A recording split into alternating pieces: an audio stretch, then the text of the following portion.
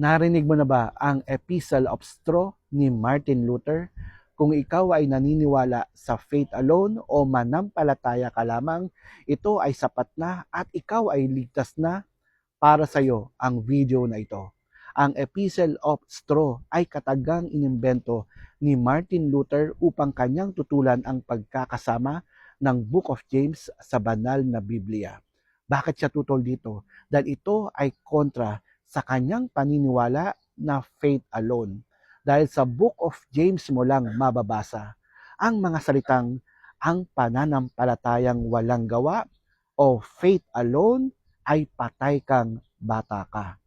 Para kay Martin Luther, ang ibig sabihin ng Epistle of Straw, kung ito ay kontra sa kanyang doktrina, ito ay walang kwenta. Kayo, sinong pakikinggan nyo? Si James na disipulo ni Pablo na isinugo ng ating Panginoon Kristo o si Luther na antikristo at sinugo o kampon ng kayo na po ang bahala. Hanggang sa muli, Brother Paul po, God bless.